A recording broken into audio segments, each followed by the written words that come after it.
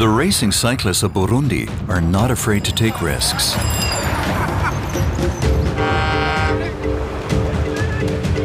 Whoever wants to transport goods in Burundi does so by bike. Distances are short. Burundi is one of the smallest countries in Africa.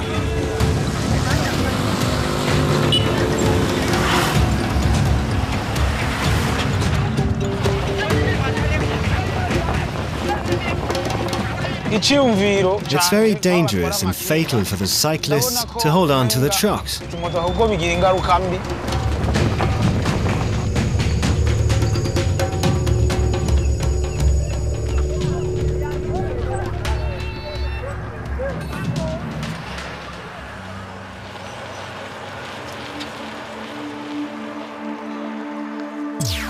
Burundi lies in the heart of Africa. The main traffic route winds itself from the Rwandan border down to Tanzania. The first section of the route leads from Kayanza to Bugurama.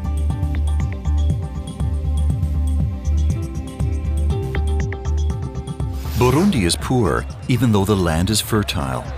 On the northern plateau, mostly bananas are grown, dozens of different types. Bananas are the staple food in Burundi.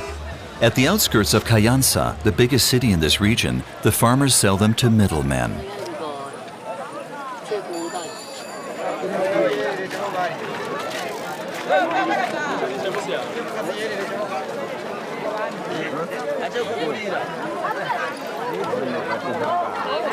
Twice a week, Pamphlet Nazagwe does his bulk buying here. He is a professional beer brewer, a banana beer brewer. Banana beer is Burundi's national drink. Tasien Manirakitsa is responsible for the transport.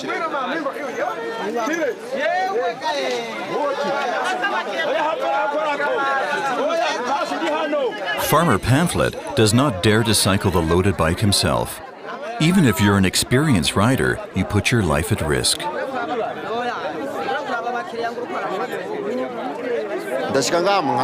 First I ask for the price. Then I buy 3 types, just 3. A sweet type of banana, a flowery one, and one that's less dear. Obviously, the mixture is important. The beer is supposed to be tasty.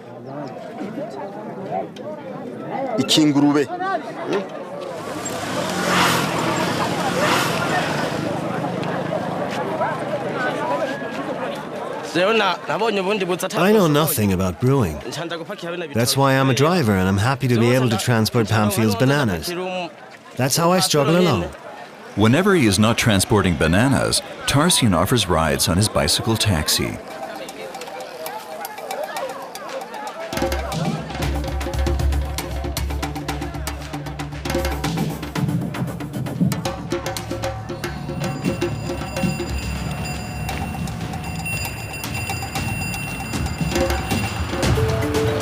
Tarsian has loaded 8 clusters onto his bike. Together, they make up for 160 kilos. He has to transport them 15 kilometers. Luckily, the first part is downhill.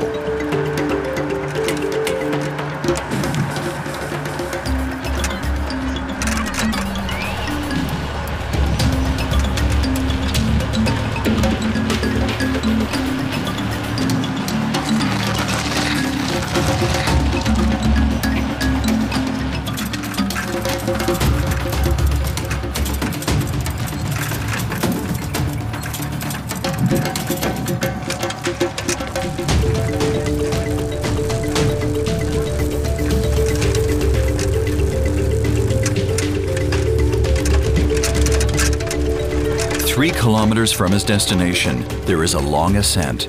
Now Tasien must really pedal.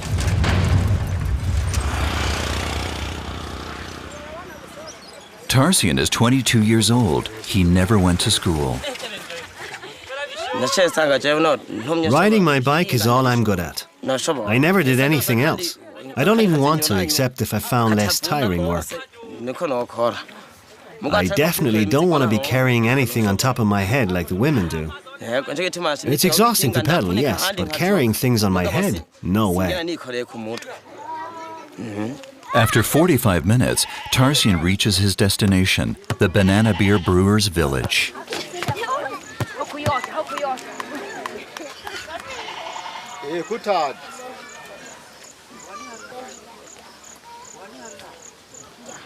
Burundi is one of the poorest countries in Africa. Owning a bike is worth a great deal here. But Tarsian must already support a wife and 2 kids in his early 20s.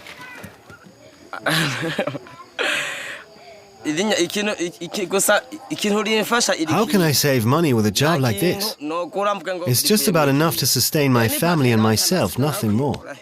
Look, I can't even afford new trousers. I am no dreamer. This job holds no future whatsoever.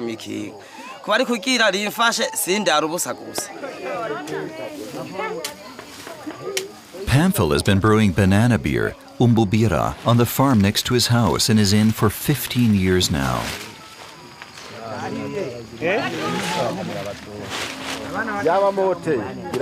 He lets the bananas ripen in a pit for another week. The farmer can only process the bananas if they have developed enough sweetness. Otherwise, the fermentation process might not take place properly. Bananas with a thick skin are especially well suited for producing banana beer.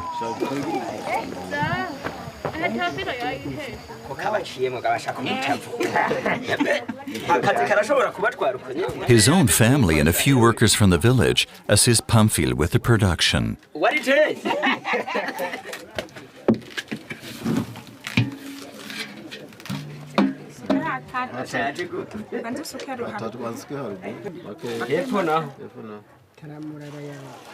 The workers use fresh, cleaned hay to help them squeeze out the liquid.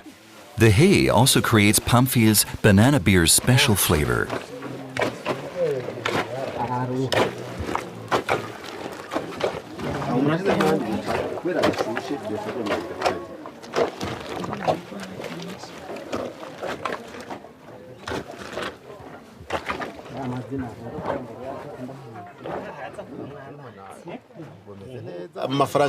My life as a beer brewer is a good one, really. I make good money and I'm able to pay the workers' wages. I will never be rich, of course. I mean, we can't afford to buy new shoes and things like that. But I don't have to go around stealing things.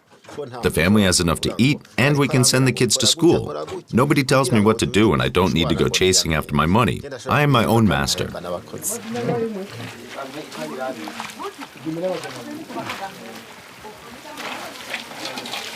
It's still only banana juice.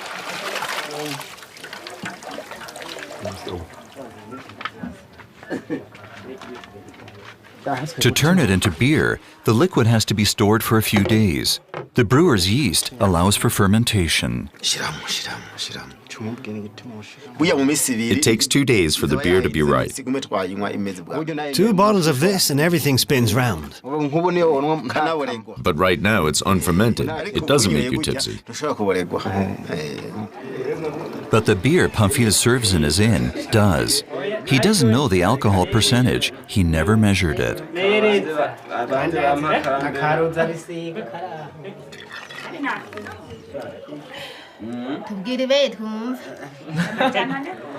Bicycle courier Tarsian drinks only after the work has been done. Drunk driving, much too dangerous when you're on the road of the racing cyclists.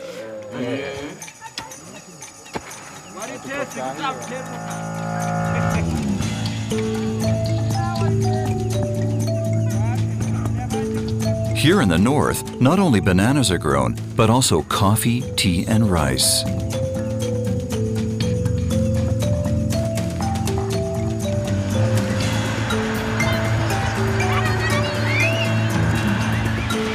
The road leading to the banana beer brewers' village continues on, leading south. To Bujumbura, the capital city of Burundi, it's 100 kilometers, and it's up and down the hill the whole way.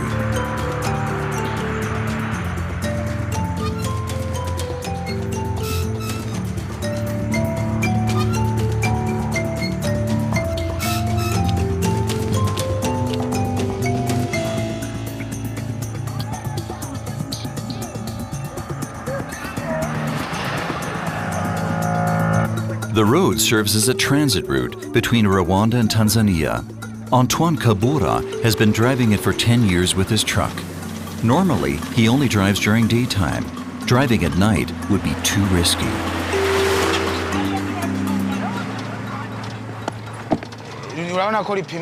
The roads are all right, but much too narrow, sometimes not even 6 meters wide. Oncoming traffic often poses problems.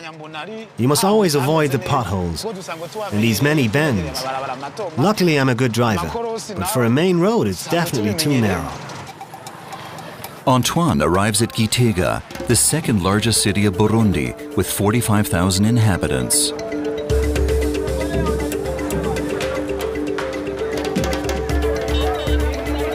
Alex Iradukunda works as a reporter for the local radio station, Humorisa. Her job is to report on the traffic, which primarily means the situation for the cyclists. Tell me, what are the difficulties? For us cyclists, the trucks are worse. They make life difficult for us.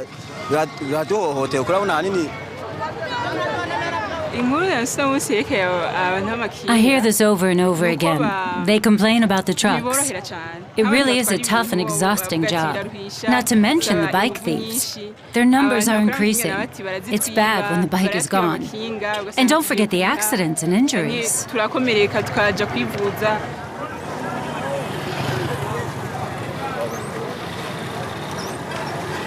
Gitega, situated in the center of the country, used to be the capital of the Kingdom of Burundi. It was also the administrative center at the turn of the century, from the 19th to the 20th century, when Burundi was a German colony. Today, the city is an important traffic junction.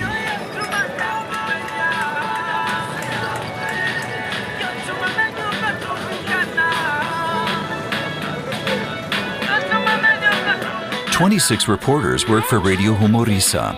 Alex is done with her report on the cyclists.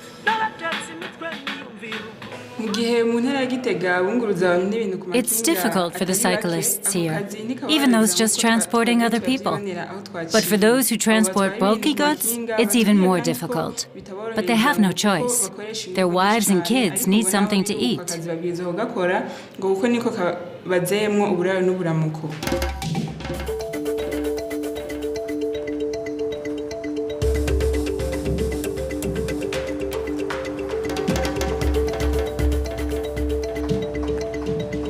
Another 60 kilometers to Bujumbura, uphill, downhill.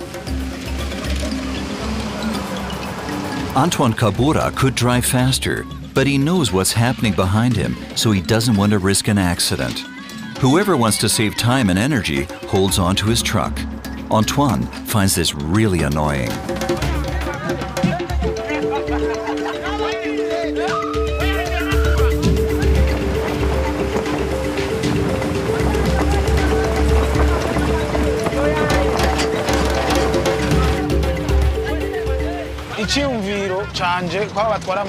What they are doing poses a lethal hazard, not only for them, but also for us truck drivers. I often have to abruptly dodge due to approaching traffic or because of a pothole. The cyclists that are holding on to the truck can't see it coming. They're surprised by it and crash. Terrible. I often see it in the rear mirror. Some die. I think they should stop it. It's prohibited too.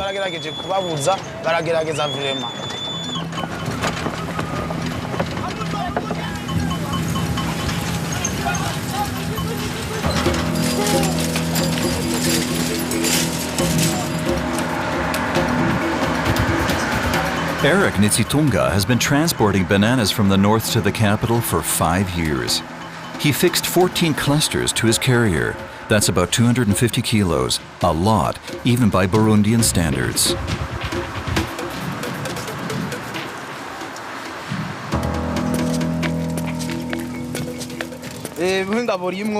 I have to tie the bananas to the carrier in such a way that the center of gravity lies in the middle.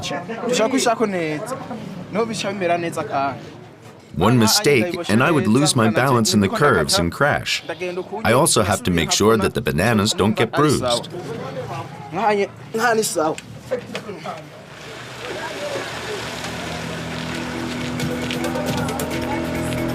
Even Eric can't resist the temptation to let himself be pulled up the hill. It doesn't always turn out well.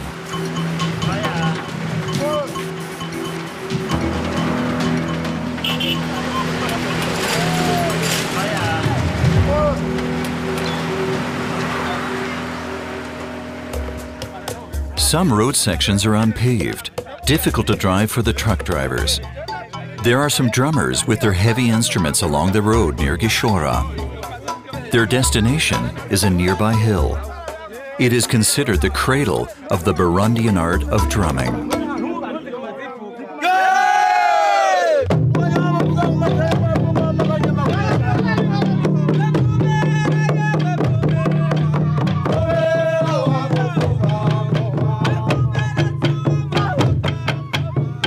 They used to perform before the kings. Today, they play the drums for whoever pays and to preserve peace. Just a few years ago, Burundi saw the end of a long civil war.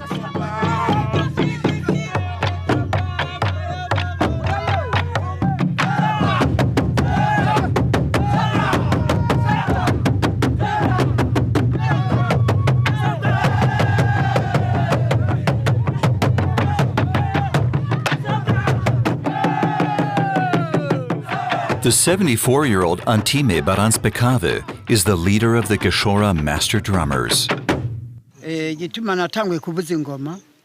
I became a drummer because my ancestors were drummers. My great-grandfather, my grandfather, my father. They all drummed for the kings. This tradition must survive.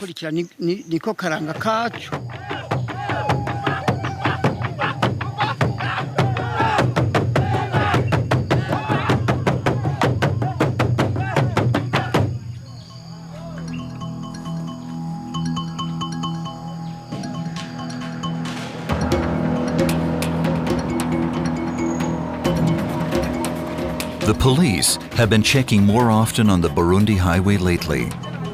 A welcome opportunity for the street vendors to offer their products. A nuisance for the drivers.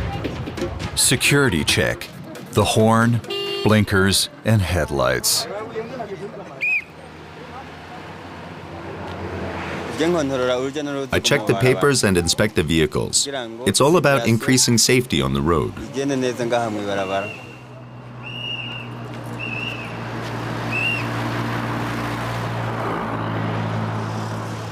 The officers also punish cyclists that hold onto trucks. Whoever gets caught must pay a fine. Eric, the courier, puts up with that.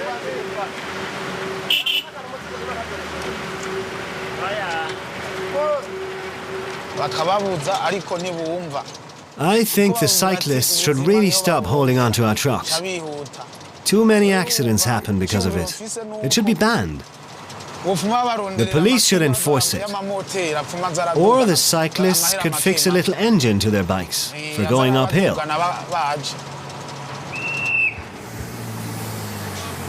Eric heard the policeman's whistle just in time to let go.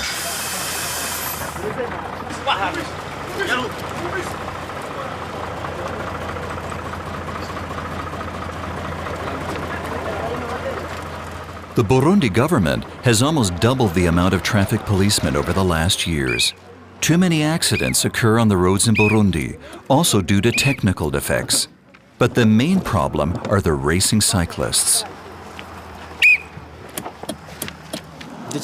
More action should be taken against these cyclists holding on to trucks. It's simply too dangerous. It is prohibited, but they just won't respect us.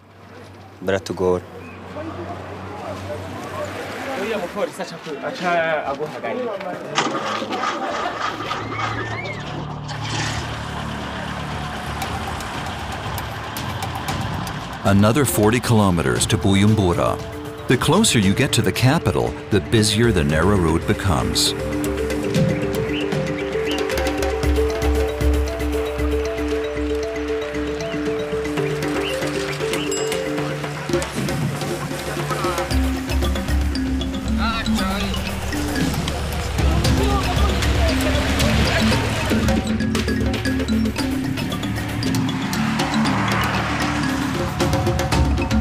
The Kibera National Park, with its 400 square kilometers, runs along a small side road.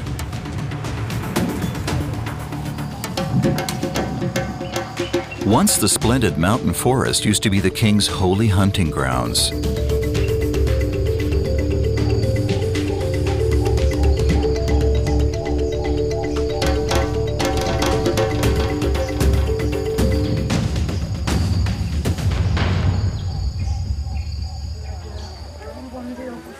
The Batwa live in a small village close to the national park in Busikera. Up until a few years ago, the hunters and gatherers lived in the midst of the rainforest. In 2007, the government decided to transfer them to the area next to the main road. Viola Iduvimana is 40 years old and has 8 kids. I was born and raised in the jungle. This life is not easy. We have to collect wood and have to fetch water from far away. That's exhausting. But I enjoy the pottery. I learned it when I was a kid, watching my mom work. Now I can sustain my family with my pottery. I'm teaching my kids how to do it too. That's why it's going so well for us here.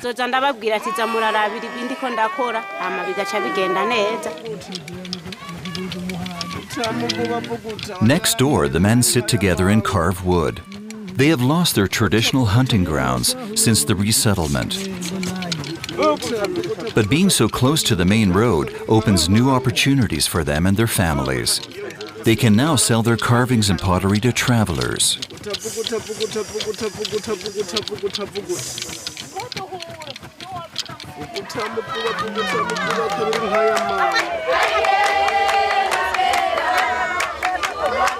About 500 people live in Busikera.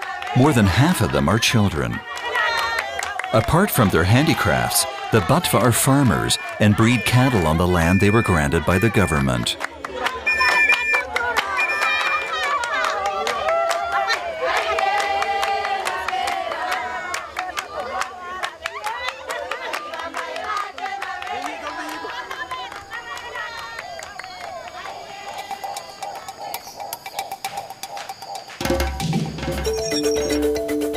The next stage on the cyclist road leads from Bugorama to the capital city, Bujumbura.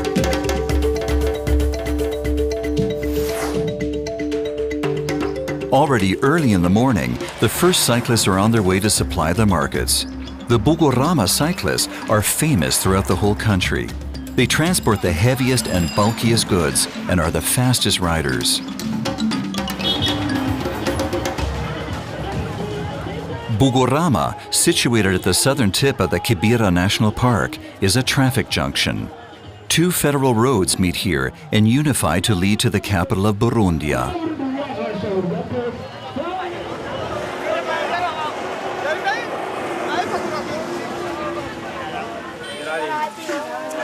Bicycle courier Eric lives near Bugorama. The bananas here are cheaper than in the capital. Today, one cluster cost 8,000 Burundian francs, about €4. Together with his girlfriend, Eric lives in a small house right on the road to Bujumbura. They have no children yet. They want to wait until Eric has found a less dangerous job.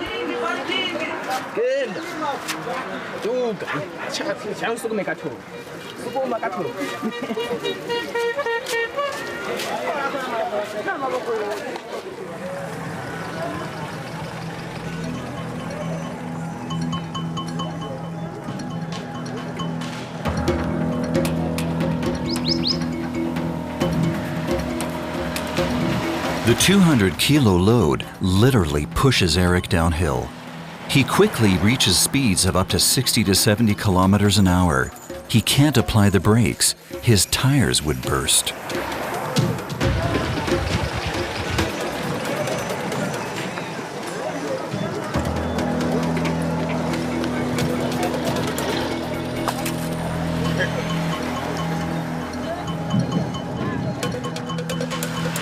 If the roads are wet, you're likelier to slip.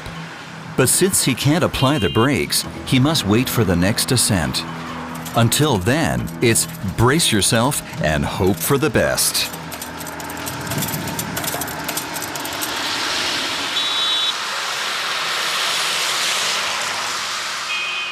Nobody knows just how many accidents occur and how many cyclists are actually involved. There is no such thing as traffic statistics in Burundi. Often the poor condition of the bikes is responsible.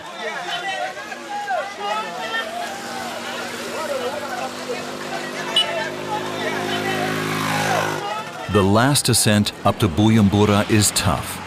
Without help, no one would manage to move forward. And so a new profession emerged, the pushing assistant. The men earn 10 cents for the 15-minute tour.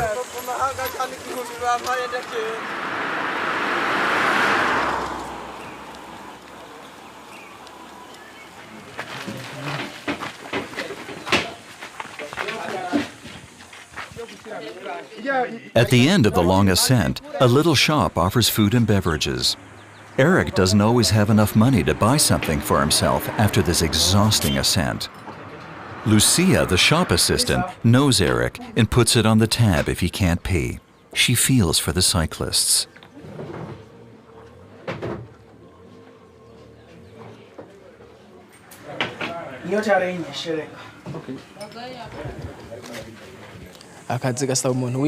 This work takes up a lot of energy. You need to be really strong in order to do this, especially if you have to push the fully loaded bike uphill. Often it weighs more than 200 kilos. So you need lots of energy. That's why I eat mainly carbs, for example, corn, and I drink hot milk every day.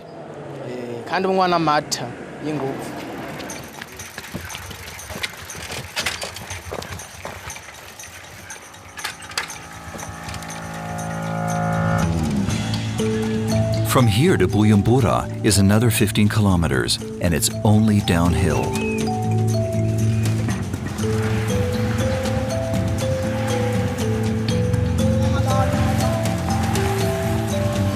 Eric trusts his steering abilities. He doesn't have much choice. He already had quite a few accidents, but up to now, he only suffered some bruises and bone fractures.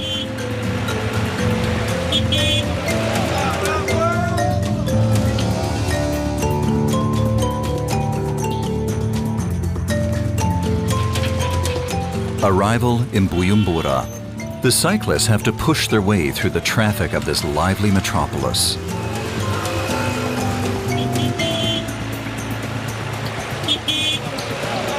The first shop Eric is delivering to lies at the far end of the city. There are many little shops and restaurants along the capital streets. Most of them can't afford professional advertising.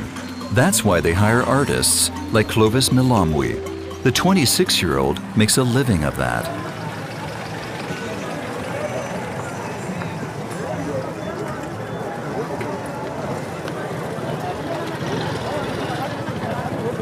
Au fait, normalement, moi, je suis un artiste peintre. I'm an artist. But if people ask me, I'd also do ads for them. Si on m'appelle de faire quelque chose sur mur, I take between 100,000 and 150,000 Burundian francs for such a picture. It's not bad. C'est ça, au fait. That would amount to the equivalent of 50 to 75 euros. Bujumbura is the largest city in Burundi. It is the economic center of the country. Around 400,000 people live here.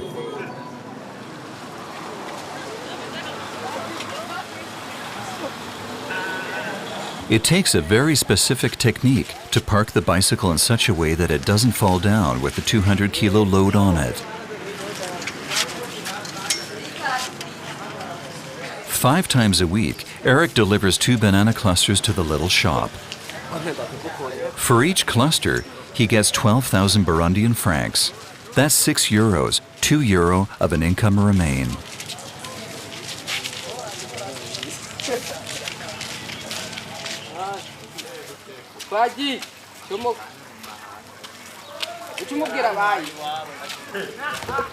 Here in the heavy traffic of the city, the challenge for Eric is of a different kind compared to his cross-country ride. It's not about steep ascents, downhill racing, or the struggle with truck drivers and the police. The difficulty lies in maintaining the balance and being careful not to get hit by other vehicles, because then he'd fall.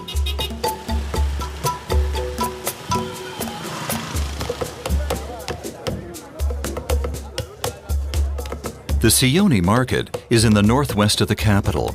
85 out of 100 Burundians work in agriculture, and they all try to sell their surplus on the markets.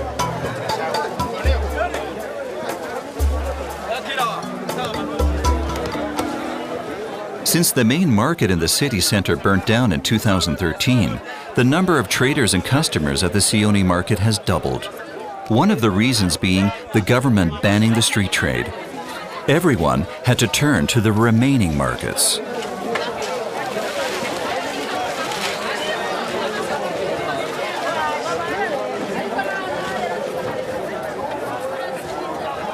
Alice Sindaye is 42 years old.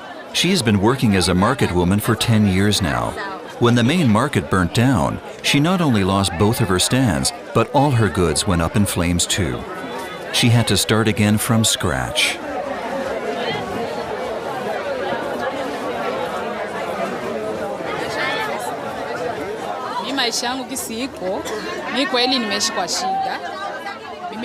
I have 4 kids and no husband.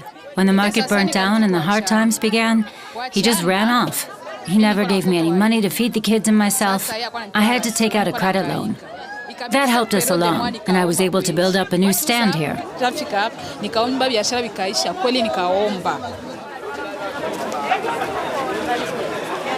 Eric delivers bananas to Alice as well. Today he is running late due to the rain. Normally he would get 15,000 Burundian francs for a cluster of bananas.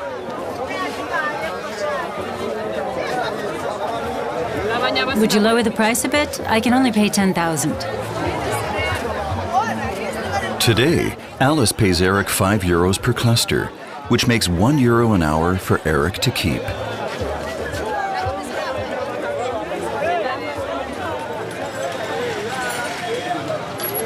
With the thousands of cyclists in Burundi, there is always something to repair or to patch. You'll find bicycle repair shops everywhere in Burundi, especially near the markets, where most cyclists deliver their goods.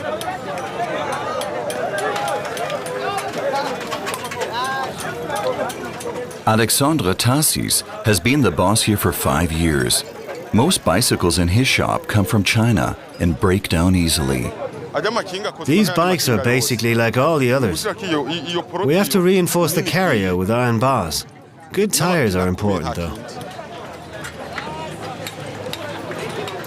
Bike courier Eric also comes here if he has enough money to afford new tires. The work is being done fast here, and he gets some good advice as well. Almost 100 mechanics work for Alexandre.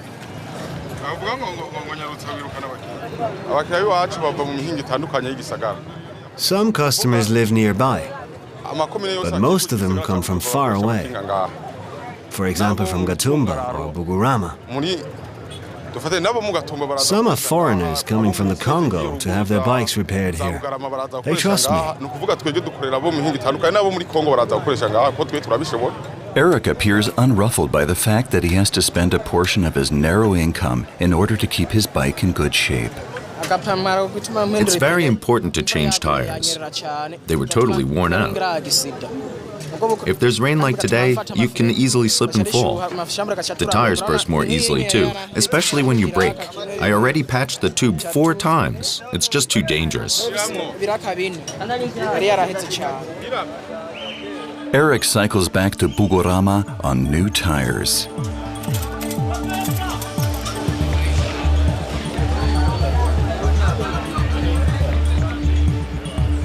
The Burundi racing cyclists have divided up the district. There are those who cycle in from the north and go back in the evening. The others serve the southern route.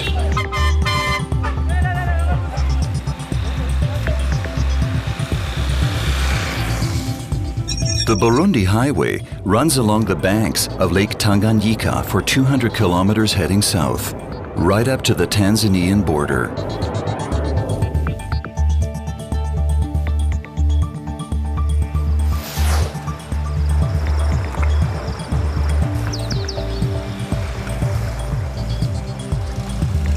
Instead of bananas, people grow lots of oil palms here. They are being transported on bicycles as well. A bunch can weigh up to 50 kilos. The landscape in the south of Burundi is less hilly than in the north, so the bike couriers can travel greater distances, up to 100 kilometers per day. If I don't have so much to carry, I enjoy my work. Like today, that's fine. I'm bringing the fruits to a palm oil factory.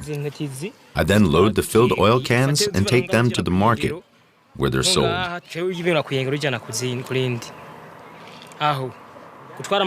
The job is all right, so long as you hold the road well and don't have to worry about crashing in the curves. It's then I enjoy the work.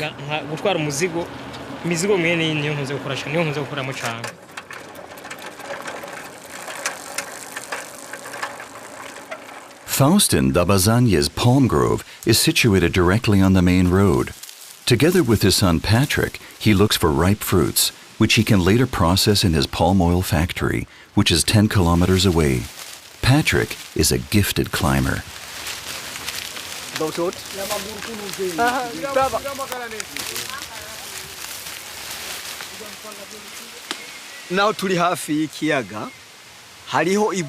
Even though we are next to the lake, the soil is dry and sandy, which is not good for the palms. They don't grow properly and bear little fruit. But we are lucky. Our soil contains many nutrients, in spite of the nearby lake.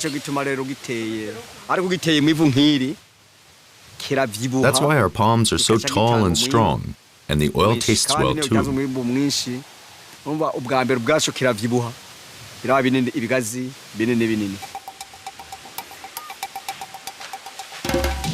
Only when the fruits have taken on an orange-red color are they ripe for harvesting and are easy to pick.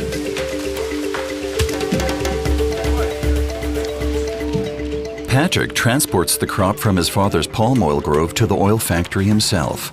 They have to be kept there for a few days before they can be processed to oil. Patrick much prefers climbing up the trees to carrying the heavy load on his bike.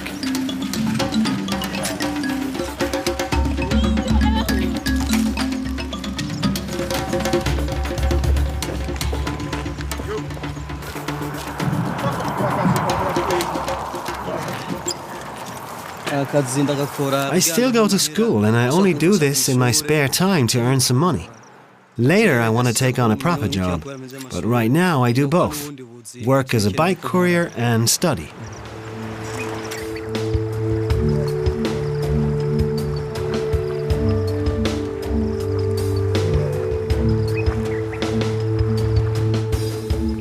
Lake Tanganyika is the second largest lake in Africa. It shapes the landscape in southern Burundi. The riverbank is lined with little fishing villages along the road. Nyongabo slowly comes to life.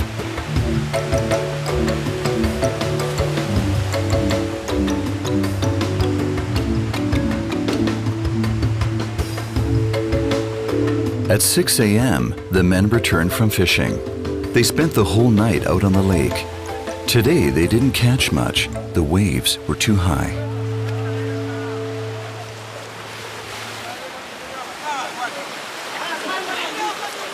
For a few years now, they are only allowed to fish every second week in order to protect the fish stock.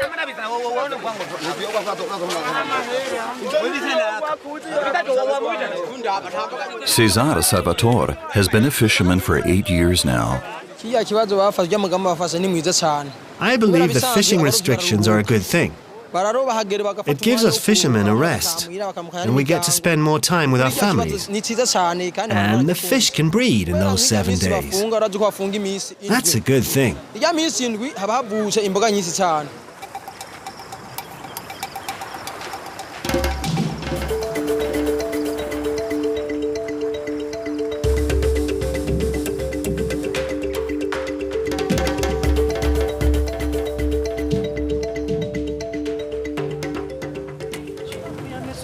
After school, Patrick earns some extra money working as a bicycle courier. He doesn't have to sustain a family, so he feels less pressure.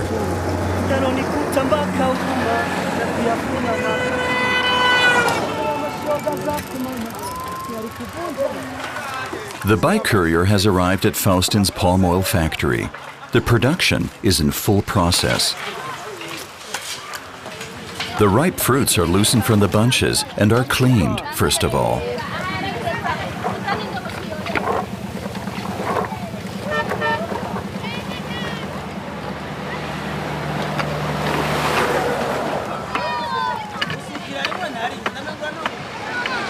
The oil manufacturer has meanwhile gotten used to the traffic and the ado on the adjacent road. Faustin has been in the palm oil business for 3 years now.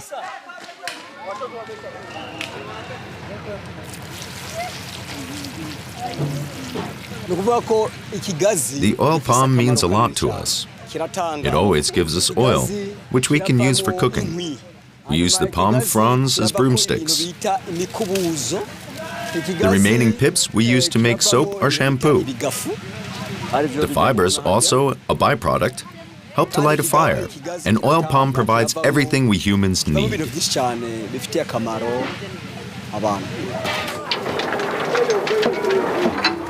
About 20 palm oil farmers have joined in a cooperative and operate the old squeezing machine together. Everyone can process his own fruit there.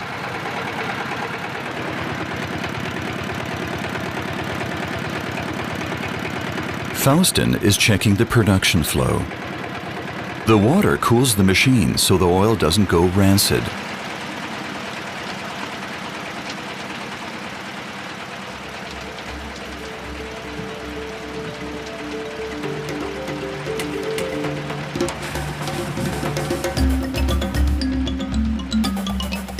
"20 families make their living from this.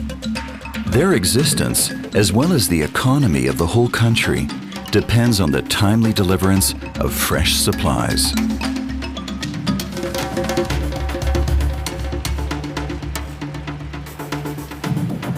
And the racing cyclists of Burundi will take care of that.